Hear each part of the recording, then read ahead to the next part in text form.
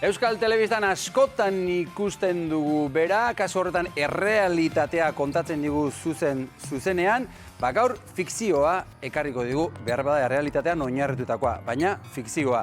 Gurekin da, hementxe, oraintxe, bera, biba, Dani Martirena. Kaixo, Dani. Haupa, Dani. Arratsaldeon. Arratsaldeon. Eseri lasai. Ongi, hemen etorri zara zure liburuaren azalarekin konjuntoan, pixkat, kolorez.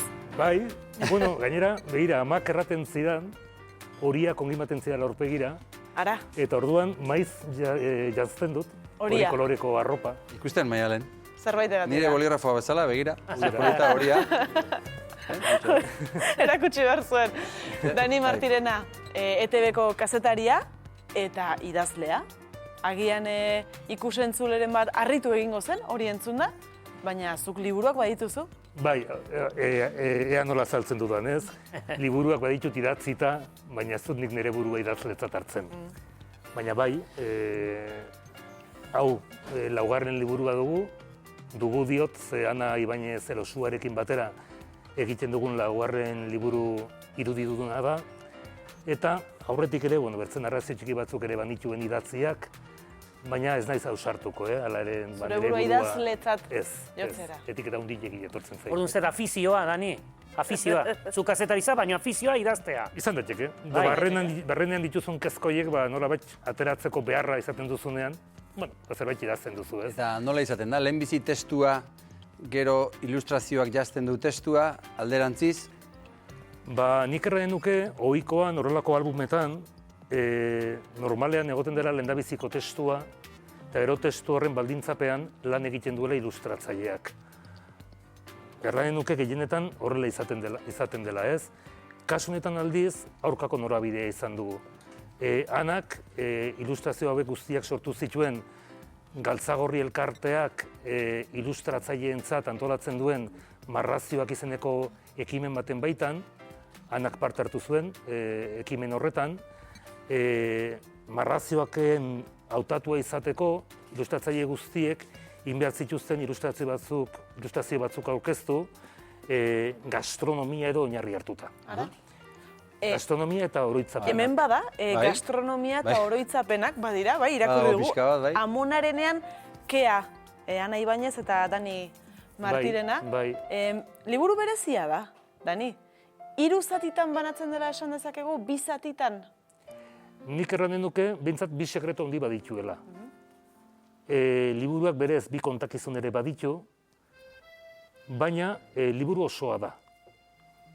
Heldu batek, bai irudiekin lagunduta dagoen pasartea irakurtzeko modua badu, eta gero bigarren narrazio hori nolabait heldu behi zuzendua, eta 2 historio horien artean bada, Mariason Landaren hausnarketa bat, ez? Eta orduan ikuste horrek guztiak liburu bakarra egiten duela. Txikienek, nola nahi ere, lehendabiziko zatia bakarrik irakurriko dute. Baina, gure proposamena da, irakurketa partekatua izan dadin, helduek eta txikiek elkarrekin irakur dezaten, eta irakurketa partekatua baldin bada, beti ere aukera du helduak aurrari helarazteko, bigarren narrazio horretan, azaltzen dituguna. Beraz, lehenbiziko zatia txikiak aipatu dituzu, bigarrenean gordintasun gehixeo dago behar bada. Zer kontatu nahi izan duzu? Guk kontatu nahi genuen hasiera batean zen oroitzapenen aldarrikapen moduko bat. Etxe guztietan badago zapore bat, etxe guztietan badago lurrin bat, etxe guztietan badago plater bat, sukaldatzeko modu jakin bat, eta hori da guk kontatu nahi genuena. Marraziak eginak zeuden, eta Anak horixe zen kontatzen zuena. Marrazietan den Amona, Anaren amatxi da. Aurretan daudenak, Ana bera dago. Benetako Amona bat da, beraz. Bai, marrazkietan. Aurretan Ana dago, bere aizpa eta bere lengusinak. Anak, iganderoko plana izaten zuen, Amonaren etxera joatea, frituak jatera. Oize, goxoa. Amonan kroketak, kobenak. Beti. Hoi da.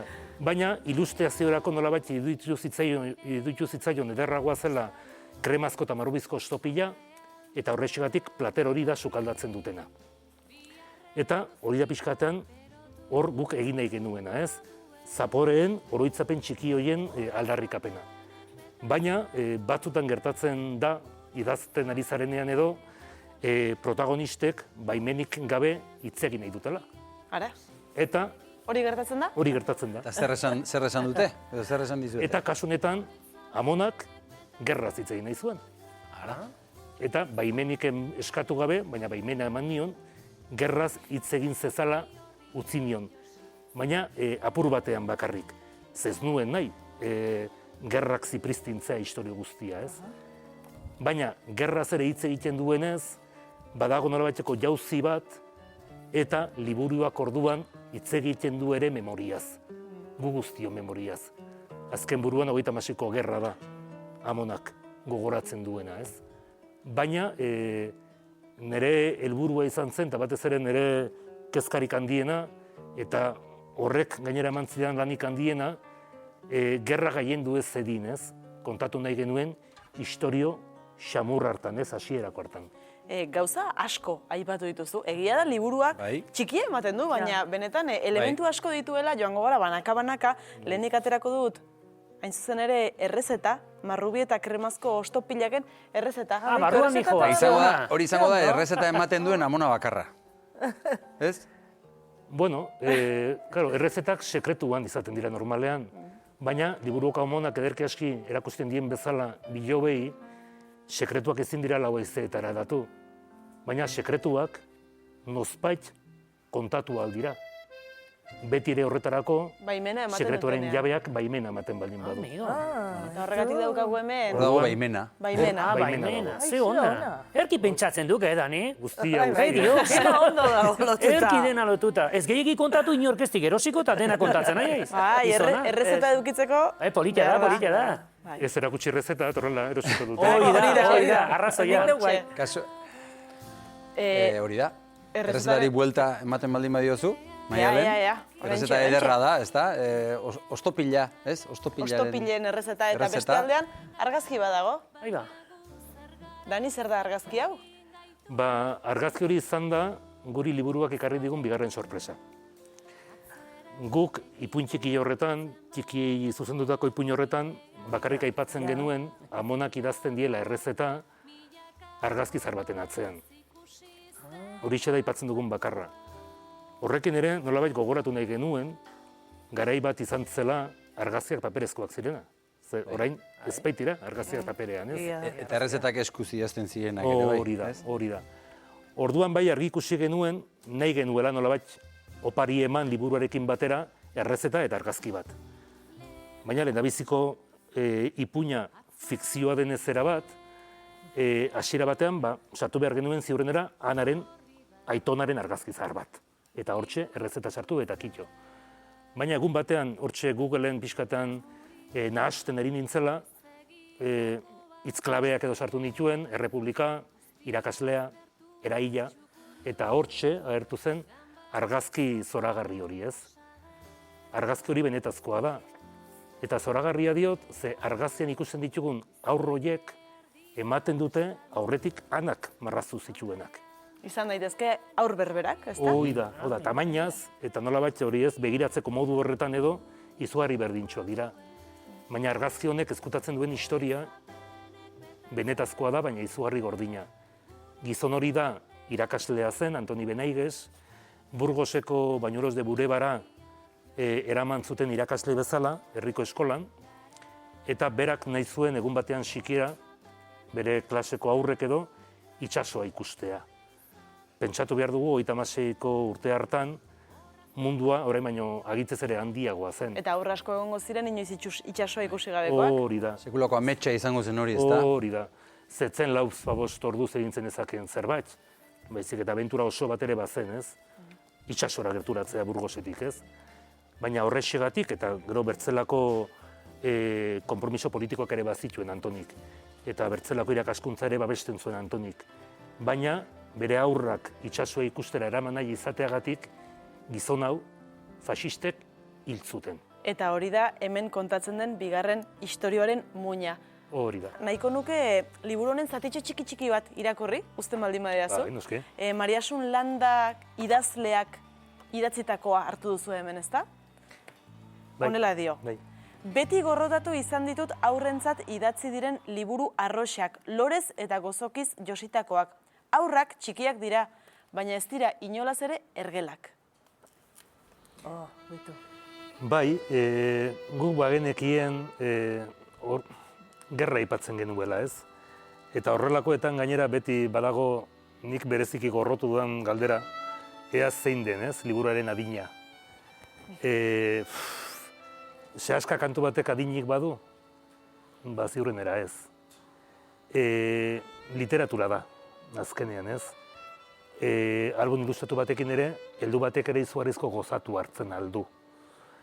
Eta nola bat, literatura bakar hori aldarrikatzen, nik uste lan handia, eta gainera adibideak baditu gainera, gero sortu dituen lan horien ondorioz, Mariasun Landak berak. Orduan, guk nahi genuen horrelako hausnarketa bat, bi ipuinen artean, zubilanak egiteko.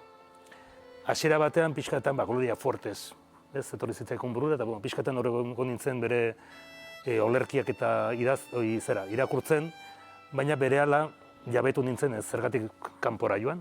Hemen bertan badugu zerbait. Euskalduna behar du izan, eta emakumea behar du izan gainera. Eta berehalakoan, Mariasun Landa behar du izan, ez, pixkatan zubilan horiek egiten. Bere liburu batzuk irakurri nituen, baina pasarte hau aurkitu nuen berari egindako elkarrizketa batean. Orduan, baimenak eta eskatu genituen, bereziki gainera bat egiten dugulako bere iritzi horrekin, ez. Bere hausnarketa horrek gainera jarraitzen du, nolabait azaltzen, aurrek sentimendu guztiak bizitzen dituztela barruan, ez. Berdin maitasuna, berdin gorrotoa, guztia. Eta horrexegatik guztia hitz egiten ahaltzaiela aurrei. Haurtzaroaren drama dela, nahiz eta guzti hori barruan bizi, aurrek ez dutela nahikoa hitza. Pixkatan hori da, ez, Mariasun Landak dioena, eta iruditzen zaigu hausnarketa egokia dela, nolabait babesten duela gainera zein den gure asmoa, ez? Liburu hontan islatzen dena baita ere? Barkatu? Liburu hontan islatzen dena baita ere? Hoi da. Lehenbiziko zatian Amonarekin ostopila prestatzen dugu, eta Amonak zeuk esan bezala erabakitzen du gerrari buruz airean zerbait uztea. Gero Mariasun Landaren testu hori dago, eta gero dator gordinki, ez da, historia gordin bat. Beraz hor, erabaki beharko du guraso batek aurrari zer kontatu, eta noraino kontatu. Hori da, zer, nola, eta noraino, ez okerran duzu. Edo aurrak berak irakurri. Hoi da, baita ere, bai. Begira, orain dela gutxi guk liburuaren aurkezpen egin genuen Katakraken, Iruñean, eta eraman genuen bertara, gure hitzak edo laguntzeko, 70 urte dituen emakume bat, Orreaga Oskoz da bera, eta berari Aitona Gerran hil zioten. Eta berak horren berri izan zuen, berak 7 urte zituenean. Gutxi gora bera liburuko aurrek duten adinean, ez? Orduan, horrelako sekretu bat etxe batean izan denean, kontatu da. Eta kontatu zaie aurrei. Eta berak, gainera hori ez, Orreagak gogoratzen du, gogoratu zuen behintzat hori ez, izugarrizko normaltasunarekin jaso zuela amak eman zion albistea. Azken buruan horrek ere lasaitzen du. Nundago Aitona? Gerran hil zuten Aitona. Orduan badakit zeratik Aitona ez dagoen hemen. Eta hori naturalidadez edo azaldu behartzaile aurrei, ez? Bai. Hemen ari gara Amonarenean Kea liburuaz, baina hau ez da zure liburu bakarra. Hemen ditut idatzita, nun dauzkat, hankaz gora du amak mundua, Jonek Jone izan nahi du, Kosimoren Katiuskak, denak dira Ana Ibainezekin eginak? Bai. Denak. Bai, denak. Eraz hor badago bikote profesional. Bai, bikote profesionala eta gero bikote sentimentala ere bagara. Dena batera, ez da? Hoi da, etxean elkarrekin bizi gara, gure seme-alabak eta elkarrekin ezitzen ditugu. Bai, azken buruan, nik privilegioa daukat, privilegioa dut hori ez, Anaren marraziekin inguratuta bizi naizela. Eta horrela sortu zen lehendabiziko liburua. Lehendabiziko liburua eta bigarrena, hor badago Etxepare saria, Hori ere bai. Aurreratu naiz, orduan isilduko naiz. Lasai, Kosimoren Zainzak, ez da, Bai. liburuak irabazi zuen Etxepare saria? Bai, pixkatan da, Etxepare saria da, Nafarroako hainbat tokiko erakundeek urtero antolatzen duten deialdi bat, txapelketa bat, ohartu baitzeren, orain dela nik uste jala 15. deialdia du izanen duela, ohartu baitzeren orduan, euskaraz argitaratzen ziren album ilustatu gehienak itzulpenak zirela. Apenas sortzen zela hemengo sortzaileetatik abiatuta. Orduan, nik kanaren marrazkiak ikusi nituen eta goazen ana saiatzera. Orduan, lehendabiziko urte saiatu ginenean, hankaz gora doamak mundua proposatu genuen. Ez zuen irabazi. Ez zenuten lortu, lehenbiziko helburu hori? Hor, gertatzen da saria beti bakarra izaten dela. Eta sari baten atzean gainera, epaimaila osatzen dutenen artean ere adostasuna behar dela. Bueno, orduan gureak etzun. Bueno. Izan. Baina... Pentsatu zenuten berriz saiatuko gara. Bai, kontua da hori, barkatu, pixkatan, baina hain ederrak ditzen zaizkit anaren marrazkiak, gainera, hankazkora doamak munduan, ikaragarria da lan originala, ikustea bertatik bertara. Horrelako lientzo jalak dira, eta bertan anak marrazten du, eta lientzo puskak ere josten ditu. Orduan, zuk horrialdeari buelta ematen diozu, eta atzekaldean ikusten duzu baita ere ariaren arrastoa. Eta horrek ere marrazten du. Orduan, hori etxean izanik bagoazen, hau ateratzera. Eta orduan atera genuen.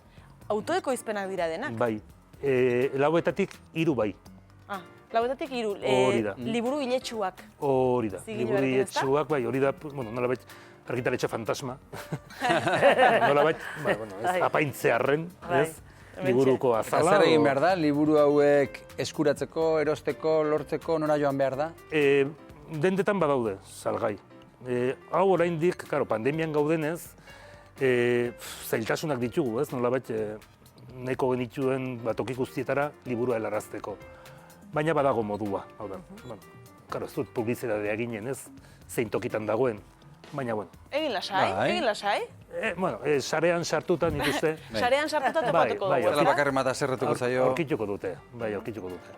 Zuk utziko zenuke kazetaritza honek emango balu? Bizitzeko emango balu? Hori galdetzera jona. Ui, ETV-en gaude, ez dakit hori erantzun dezaken hemen. Gustatuko litzaioke. Lehen esan du, etzela, telebista etzela bere medioa, eta... Etzela gari batean. Orain bai. Orain poesia egiteko aukera ematen dizu, uzten dizute. Bueno, nik telebistarekin gozatu izan dut, hau da, iruditzen zait, privilegiotik ere baduela gure lanak. Ez beti da desberdina, orduan, guri orduak, ez, bere alakoan pasatzen zaizkigu. Ez dela katelanean egotea bezala, ez? Orduan, bueno... Euskalo. Ez naiz kexatuko. Euskalo. Ez da kexatuko. Hemen ETV-en izketan ari dela ez da kexatuko. Dudak ditu alere, dudak dituzu. Esan dugu Amonarenean kea eskuratu dezakegula hainbat liburu denatan, sarean sartu gaitezkela eta hor topatuko dugula informazioa. Ana eta Mikel Elizegi badakizu ez egin behar duzuen? Bai, nik ontxe bertan, beragatzen berba, benetan. Eta desiatzen hau. Dani Martirena, eskerrik asko. Eskerrak zuei. Hemen izatearren. Plazerra izan da eta bereziki, ez, ohore ere izan da. Zure aitak esan dizun bezala, hau saio importantea da, Hori esan omen Beraz, orain esango du, bihartik aurrera esango du bere seme importantea dela. Hortaz, horrekin ere bera arro, aixua. Dani Martirena, eskerrik asko. Hemen izatearren. Mila esker. Zuei.